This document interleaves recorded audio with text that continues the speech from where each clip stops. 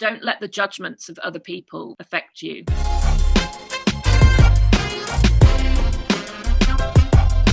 Welcome back, beautiful. I first came across our guest today back in 2017 whilst we were training to become life coaches. And unknown to me, 2017 was the year that she hit rock bottom. Fast forward to 2020, with a love and commitment to help others reach their self-care goals. She created Alchemy Vibes during the first lockdown to spread compassion, peace, the importance of self-care, and most importantly, love. Without further ado, let's give a huge welcome to holistic therapist, life coach, access bars practitioner, and the founder of Alchemy Vibes, Natalie Sykes, to Rebecca Davi show. How are you, Natalie? Hi, Rebecca. It's so nice to see you. I am feeling good today, excited to be on the show, and don't know what's going to come out my mouth. I've never done anything like this before, so it's quite exciting to be here.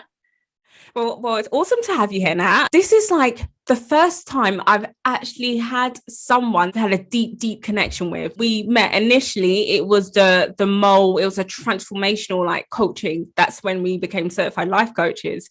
That was so long ago, Nat. I know, it was like 2017. 2017, wow.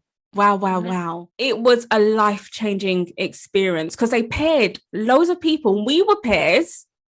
Yeah, we were. And then that's we had when to coach each other each week. We did, yes. And we really delved deep, didn't we? It opened up a whole new journey of discovery and possibilities. Yeah. And, you know, really looking at your goals and writing down what you want to achieve and taking practical steps to getting towards where you want to be in your life. And I remember when I look back to 2017, it was like one of the most difficult years I think I've ever had.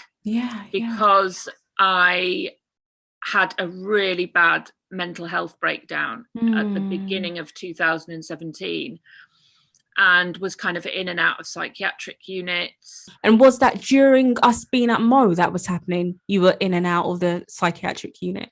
I just come out, but I was very unwell. And I wouldn't have known. Yeah. I wouldn't have known. And that's the thing about mental health. You can't see it. That's it. I remember like getting on trains, traveling all the way to Mo, and I would just be like holding it together throughout the day.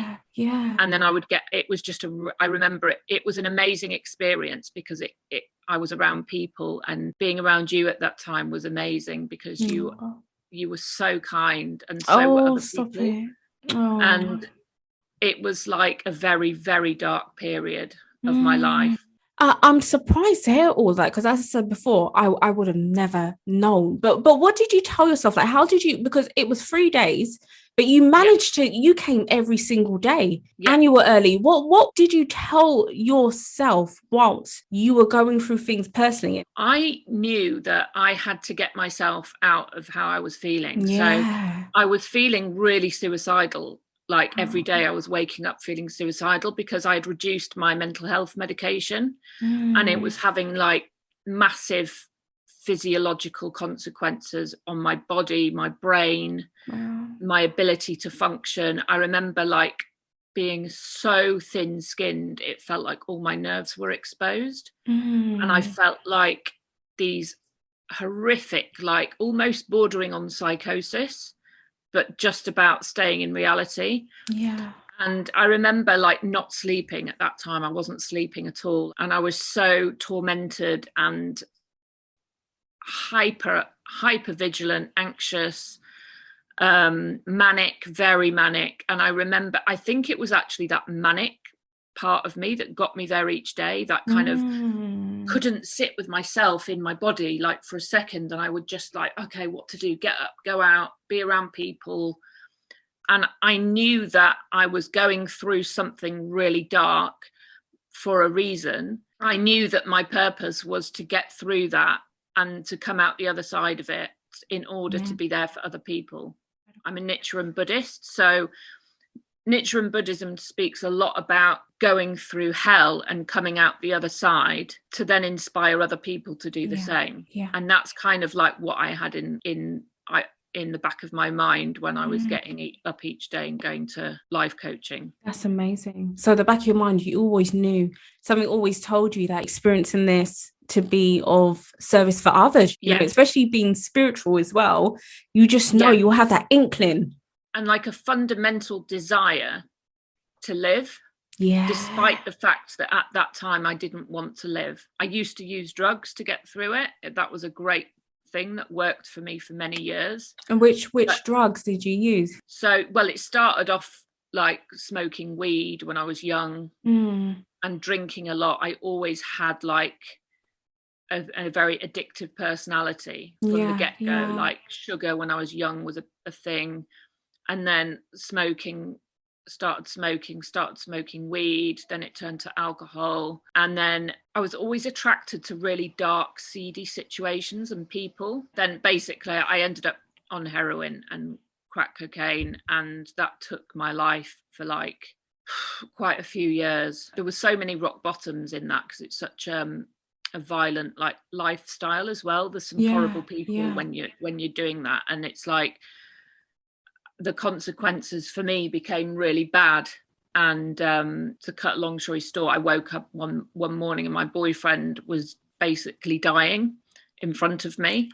It turned out that he died because his pancreas erupted. Sorry, dear. And he was only 30, and something clicked in me that day. I was like, I don't want to be a heroin addict. I don't want my whole life.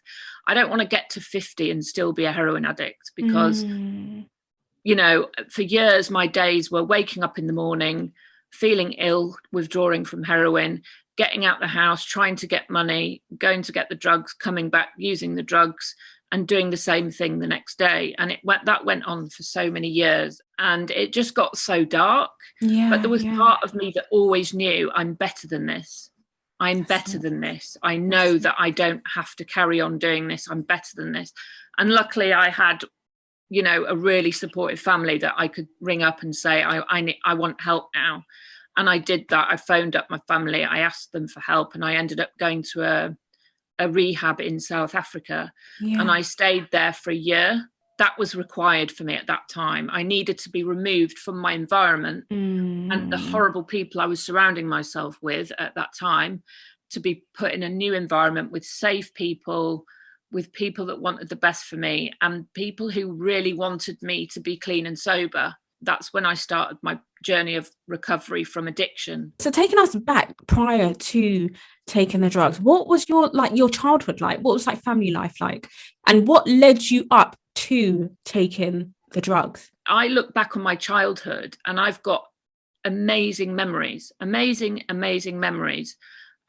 went to private schools. My dad was a politician. And we were, you know, we had money. We went on lovely holidays. My parents were very sociable. We had lots of friends. And I enjoyed school. I had friends at school. I was very popular. But there was something in me that wasn't right.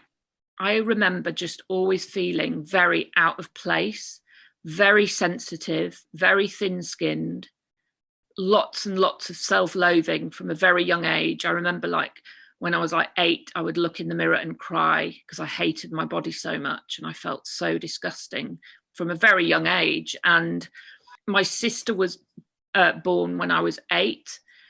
I think part of me felt maybe, oh, you know, she's better than me. And, you know, I have had periods in my life where I've done lots of therapy and gone, well, it's my parents' fault, or it's my mum's fault, or it's my dad's fault, and this is why I hated myself. And, you know, I don't believe that today. One of the main things that I've gone through in my recovery is taking responsibility for my own actions and what my choices led to. Because there was a period in my recovery when I first started where I was looking for somebody to blame.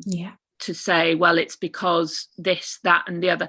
And, you know, a lot of the therapy that you do nowadays, they try and do that, which is why I feel like I've come to the end of the road with therapy for me, because talking therapy for me, it's always about looking for somebody to blame for how you ended up. And I don't want to do that anymore. I want to take absolute responsibility for my choices that led to me becoming a heroin addict. And I was perceived as a snob because because my family was quite wealthy. So I went to the ends of the earth to prove to people that I wasn't a snob. And if that meant like running around with being people, a bit of a rebel, because being a complete rebel, I totally rebelled against everything my parents wanted for me. Which was to get A levels, GCSEs, get to university, you know, and have a normal life. And I totally rebelled against that. And I don't know why to this day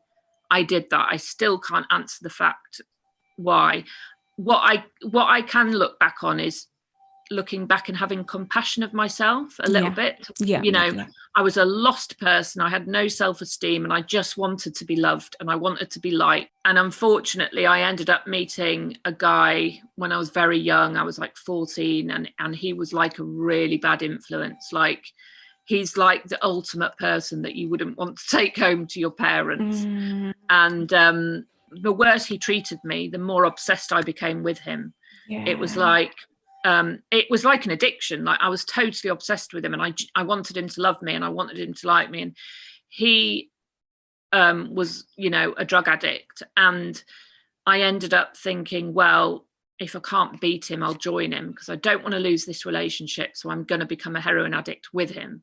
And that's what happened. Despite having really good opportunities, I wasn't interested. I just wanted to be a rebel and like a party animal. And that party animal then got bored. And then it was like heroin became a thing. I was dealing with a lot of trauma. I was 24 when I got clean and sober, and there was trauma upon trauma upon trauma, really bad, like PTSD. Yeah.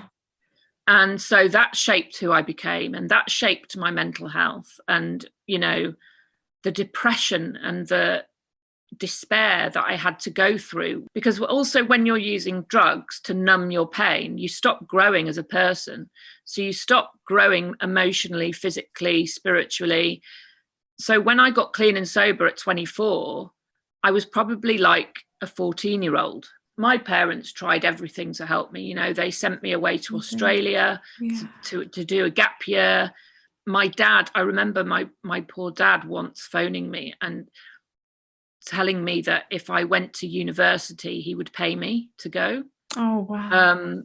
And I just wasn't interested, Rebecca. All I wanted to do was get high in a drug oblivion all the time. That's what I was seeking in the end, just oblivion from myself. It got to the point where I couldn't even be clean or sober for like 1 minute. It's amazing to see how your life has drastically changed and how you've completely transformed, and that you had to go through all of that to be the person who you are today. When I first got clean and sober in 2007, the rehab centre that I was in South Africa was a 12-step rehab. So in the rehab, they drilled into us like every day that we have to do like either Alcoholics Anonymous meetings or Narcotics Anonymous meetings in order to stay clean and sober. So I've been doing AA for 14 years now, since I got clean and sober. And the AA philosophy talks about addiction being a disease of the mind and the body. So once you start anything like drugs or alcohol, once you put one in your system, it sets off a craving, a phenomenon of craving where you can't stop until you're in oblivion. And the only way to arrest that is by staying totally abstinent from alcohol or drugs in order to not set off that craving. So the 12 steps is a program that people use to get to the root of what their problems are through doing lots of writing work, having a sponsor, doing meetings, helping other people in there. And it's actually a spiritual program. So step 2 of the program says that in order to stay clean and sober and not pursue addictive things for happiness, you have to find a power greater than yourself that can restore you to some sort of sanity around your mental health and addictions. God or higher power or whatever you want to call it is within you. It's not outside of you. It's not like a God in the sky that that is in charge of your fate. You are in charge of your fate. You have the capacity to become absolutely happy using this Buddhist practice. And they very quickly said to me, right, I want you to chant, because it's like chanting. It's called Nam-myoho Renge Kyo. And they say, if you chant Nam-myoho Renge Kyo 5 minutes in the morning and 5 minutes in the evening for 30 days, write down your determinations, what you want to achieve, and chant every morning and evening 5 minutes for 30 days, just to a blank wall. And I did that, and I received like proof straight away. What was the proof? I stopped smoking at that time. I wanted to stop smoking, and I did, and I stopped. That was one proof that I had within the 30 days. Another proof in the 30 days was that my dad was paying for me at the time, for my flat and everything like that. And I was chanting that I needed to be fully self-supporting. AA sorted out my addictions for me and enabled me to stay clean and sober, but I've had to do a lot of other stuff to treat my mental health and my trauma. So like running, the gym, yoga. I love hot yoga. So do I. Bikram yoga. Yeah, I love it. It is amazing. Another massive tool that I use now, which is completely changing my whole journey, is called Access Consciousness. Yeah. And Access Consciousness is a set of tools and processes which help you to create your own reality beyond the insanities of this reality. So whether you want to change like your business, your relationships, your money situation, your mental health, your depression, and they look at mental health as not being a bad thing. They look at mental health as being, you're so acutely aware that you soak up everything else going on around you like a sponge. So you're not only aware of your stuff, you're aware of other people's depression, and you lock it into your body as if it's yours. Yes. And they talk about like 99% of your thoughts, feelings and emotions are not even yours. That's why a lot of empaths, they go through mental health issues. Something that I've being noticed. An empath is very painful. Yes. It's like 100%. You're walking around with no skin and you're just soaking up literally everything around you, and you can feel everything times a million. You overfeel everything. Yes. So Access Consciousness has really helped me with that. And then 2 years ago, I came up with this business idea after a conversation with my brother, which was really helpful. And I ended up creating Alchemy Vibes. Alchemy Vibes took off very quickly. Now I'm on this journey with Access Consciousness and Alchemy Vibes. That's incredible. When you've got really bad mental health or trauma, you are often dominated by the reptilian part of your brain. I didn't even know we had a reptilian part of the brain. I didn't even know that. Goodness. Back in cavemen days, it was brilliant, because if like a dangerous animal was like coming, we'd run. But when that reptilian part of your brain is overused because you're in traumatic situations. So let's say you're in a violent relationship for years. That reptilian part of your brain will always be activated because you're in a dangerous situation.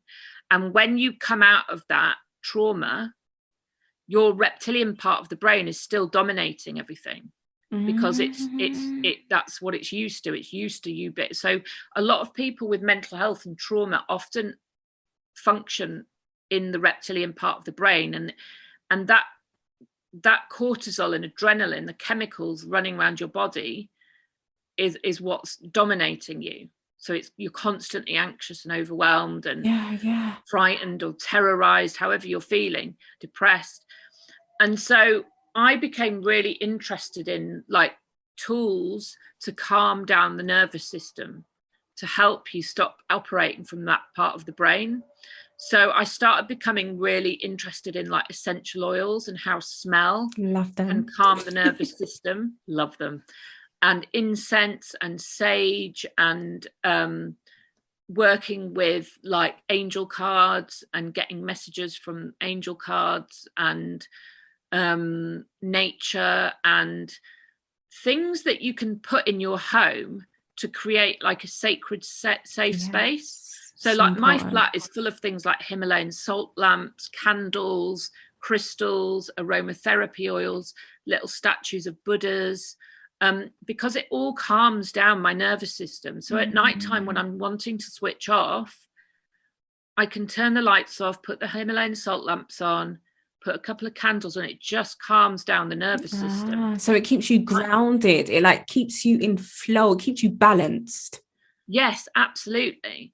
Okay. So I became really interested in that. And so I started selling things on Alchemy Vibes to help people to create a safe space in their home where, so like operating from, I don't know if you've heard of Feng Shui. I have. So if you put citrine crystals in your shop, it's meant to Or attract trapped. wealth and abundance. Or if you're using rose quartz crystal, it will attract love and romance. So it's like using things like that, feng shuiing your home, because when you create a calm environment for yourself, it can have a massive impact on your internal feelings and your nervous system and your feelings of well-being. And if you're living in a cluttered environment and there's rubbish everywhere, you're going to feel like a bit out of control and a bit anxious. Whereas if you're in a calm environment, you're going to be able to calm yourself down more, and the nervous system. So I became really interested in that. I always have been interested in spiritual tools anyway. It gave me a sense of purpose for a start. Personally, I want to use my business as a platform to help people, you know, to create a safe space in their environment and to have better mental health and emotional health and help people with addictions and things like that. So Alchemy Vibes sells holistic tools, holistic products, and my own treatment services using like access consciousness. And, you know, I do tarot reading and things like that as well. And I do life coaching and theta healing and things like that, because I want to use my experiences to help other people as well as just selling products. Yes. I don't want to be somebody's guru. Like, I don't want to be somebody else's higher power. And a lot of people in the spiritual world do that. You know, they make other people dependent on them. Yes. So they're always going for tarot card readings with that person because they see that person, Natalie, yes, as above them. But they do that in churches as well. They see like the pastors or the priests above them. And I've said this to people time and time again. Everyone is equal. It's just that some people are more tapped in than others. Some people are more in tune. They're more aware of how gifted they are than others. But that's another story. A little bit further along in their journey, and they're able to inspire and lead other people. Exactly. And that's what I think spirituality is. It's not like, you know, I'm a tarot card reader and you've got to come to me for all the answers for your life, and you've got to keep coming and keep paying me to get answers. I don't believe that. Like, I believe in giving other people the tools to empower themselves. Yes. And that's what consciousness is. That's what spreading consciousness is actually about. There's a lot more ways to recover from addictions and mental health than just one. Yeah. You know, there's 100%. not just one way. Everybody's journey is different. And what I'm saying has been my recovery journey today will be different for somebody else. Everybody has to find their own way of recovering and what works for them. That is amazing, Natalie. Goodness me. Just going back to see your transformation is just amazing. And on top of that, on top of Alchemy Vibes, you're doing it with a child, with a family. How on earth, how are you able to juggle the two? It's been very difficult, I'll be honest with you. So my son's 3 now. Archie is the apple of my eye. I absolutely adore that boy with every fibre of my being. I don't think I've ever felt love like it. If Archie hadn't come around at that time, I don't know what would have happened to me, because I was so suicidally in despair every single day for months and months and months. I mean, not one day went by where I didn't feel suicidal. It was like, it was impossible for me to be in my being and my body, because I was in so much mental, emotional pain and turmoil. Archie came along during this time, and I really think that he came along for a reason. He saved my life. Yeah, He was a 100%. wanted baby. 100%. Me and my husband had been trying for him, and I remember you saying, I remember messages and calls. Yeah, I remember. Yes. And he's changed my life. And, I dedicated the first year of Archie's life to taking him to baby groups, play groups. Actually, I lied, the first 18 months. It was just me being a mum, and I loved it. But because I've got the type of brain I've got, I like to be very active, and I'm the type of person that needs 10 things going on at once. Yeah. So like, if I'm working, I'll have the computer and I'll have the telly on. I'll have 3 tabs open on my computer. That's just how I create. And I don't see it as a wrongness anymore. I used to see it as a wrongness. I used to be like, oh my God, I'm manic. I've got this going on. And it's not a wrongness. It's just how I create. It just works for you. Everything works for different people differently. And that's what works for you. And then I started Alchemy Vibes, and I had the most horrific mum guilt, because I kept thinking, oh my God, I'm such a bad mum. All I'm bothered about is this business, and it's taken over. But I had a lot of support from my husband at that time. It was difficult, I'm not going to lie, because it was lockdown. And I think me and my husband and Archie were all in the same house. I was working full time. My husband is amazing, but he's 20 years older than me, so he gets tired more. Imagine having a baby at like a 3-year-old at like 58. It's like it was hard, but we got through it. And I'm trying to sort of get beyond that mum guilt by thinking, well, what am I showing Archie by doing this, and what are my creations going to do for him, and how can I inspire him? So whenever I leave to go to my yoga or a Buddhist thing or something to do with my work, I always feel guilty, but then I have to remind myself why I'm doing it. Because if I'm not putting my self-care first, then I'm not going to be a good mum. I need to do my Buddhist stuff. I need to have a purpose. I need to be creative. And it's about finding a balance between being a mum and doing that stuff. I'm going to put you on a spot right now, Natalie. What 3 tips would you give to mothers out there who are juggling motherhood alongside entrepreneurship? I would say definitely have a time in the day or evening where you put your phone and your computer away. You dedicate that time to your child and your family and your husband, and you do something nice together. I would also say to always put self-care first, because it's like being in an aeroplane when you have to put your own oxygen mask on before you put the next person's on. Because when you're doing self-care, you're going to be a better mum anyway.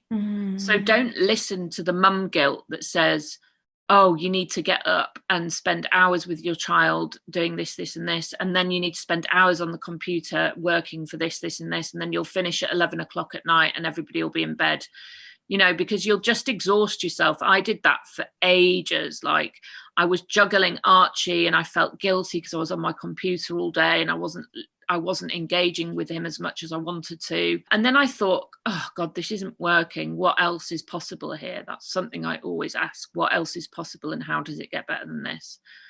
And a childminder popped up and was like, oh, I need work. I need money. I can help. So then Archie would start going there. And then this he started at nursery, and that helps. But I always make sure that I have time that I dedicate to him each day. Not buying into the guilt, totally destroying and uncreating all that rubbish that makes us feel guilty, because it's not true. Amazing. So what are your plans, Natalie? What are your future plans? Where do you envision Alchemy Vibes? I am basically going to be doing things like lots of full moon, new moon ceremonies. I'm going to be doing lots of crystal sound healing stuff. A lot of people, when it comes to crystals, a lot of people think that it's like spooky. Oh no, it's beautiful. Exactly. Beautiful. Crystals come from the earth, and the properties of crystals can be really healing, and crystals are really calming to be around, I find. And crystal sound healing is a beautiful modality. I love that. In the end, I want to be using my social media as a platform to help other people and give them tools for their own mental health. And I'm training to be a yoga teacher at the moment, so I'm going to be doing like full moon yoga. There's nothing that you can't do, isn't it? Isn't it, Natalie? Like, you've literally, I love the fact that you're constantly increasing your knowledge. You know, I love that. That's what I do. I am a bit of a course junkie. I love doing courses and learning about things. That's one good thing about my addiction. It's addiction. If addiction is like an energy looking for a target, so if you channel it in the right way, it can become quite good. Like, my obsessive nature gets things done, and my, addictive personality makes me very determined. For people who are either watching or people who are listening, who are either going through addiction recovery or trauma recovery, what would you say to those people right now? I would say to them, persevere, because you're going to go through pain before you get to the other side. It does get better. Try and keep things in the day, or even in the next 10 seconds. Like, try and become aggressively present, and don't let the judgments of other people affect you. Yes. You have to make yourself visible in the world and receive that judgment. Yes. Because if you don't make yourself visible, you're going to just stay hiding and small. Yes. A lot of my issues with trauma and mental health was I don't want to be seen by anybody. I don't want anyone to judge me or gossip about me or have anything bad to say about me at all. So I'll just hide behind closed doors in order to never be judged, or in order to not have people look at me. I couldn't even bear people looking at me. I'd go, what are you looking at? I mean, I was like one of those people, and it's like, in order for me to like start doing my business has helped me grow in that way. It sort of helped me develop a thick skin. Yeah. And then I'm 100%. Able to take my business up to the next platform. And now I'm not as bothered about being visible, because I'm more confident in myself as a woman than I was when I first started my business. And that's another great thing about Alchemy Vibes. It's helped me grow as a person, and it's helped me to stop caring so much what other people think, because there's always going to be someone out there that doesn't like it. People always going to be judgmental. And that's where my problem started. If you remember at the beginning, I was saying that I just wanted everyone to like me, and that's how I ended up becoming a drug addict. I just wanted people to like me. If you're out there and you just want people to like you, you're not going to be able to get anywhere, because not everyone's going to like you. And you have to, if you're going to start a creative project or a business, you have to be open to receiving that judgment. Yes. I'm going to be doing lots more Zoom calls and things on how to attract money, helping people to attract more business, how to manifest. So there'll be lots of events coming up on my Facebook page. My name on Facebook is Lotus Flower. So if you wanted to add me as a friend on Facebook, that'd be great, but mainly Instagram. Also, I'm on TikTok.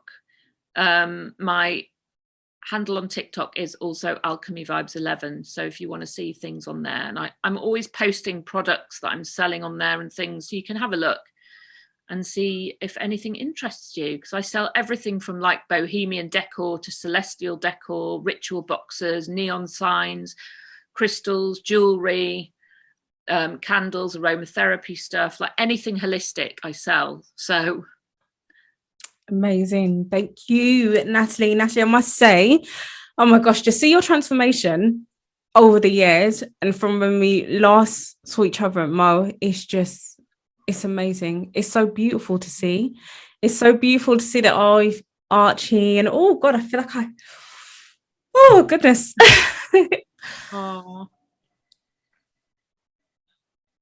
Oh goodness. I told myself I'm not going to cry, but this is like what happened to Mo, isn't it?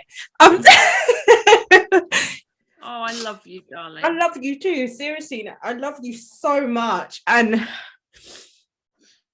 to see how you've successfully managed to transform yourself and your life, I'm so happy for you. Thank you. That means the world.